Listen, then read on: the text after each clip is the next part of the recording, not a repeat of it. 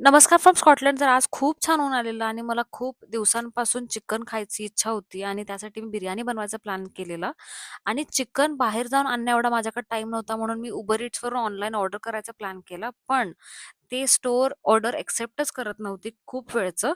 म्हणून मग अनफॉर्च्युनेटली तो प्लॅन कॅन्सल करून मला डाळ वांग आणि भात बनवायचा प्लॅन करावा लागला. आणि कारण माझी 3 वाजता शिफ्ट होती. मला मम्मीनी बनवलेलं डाळ वांग खूप जास्त आवडतंय, खूप म्हणजे खूप आवडतंय. तसंच मी पण बनवायचा ट्राय केलाय. तर पहिला तर वांगीला मीडियम साईजमध्ये कट करून घेतलं. मग सोबत टोमॅटो आणि कांदा सुद्धा कट करून घ्यायचा.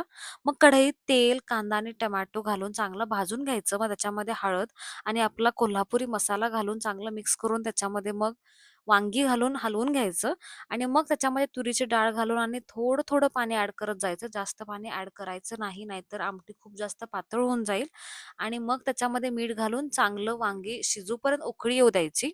वांग्याचं तर मला सगळे म्हणजे सगळे प्रकार आवडतात. काही दिलं तरी मी खाईल. मग मस्त मी गरम-गरम जेवलो आणि शॉर्ट नॅप घेतली. त्यानंतर शिफ्टकरिता रेडी झालो. शिफ्टला तर आजकाल मला कसंच जाऊ नाही वाटत. त्यात वीकेंड्स म्हटल्यावरती एवढी गर्दी, एवढं काम, अजिबात म्हणजे अजिबात जाऊ नाही वाटत.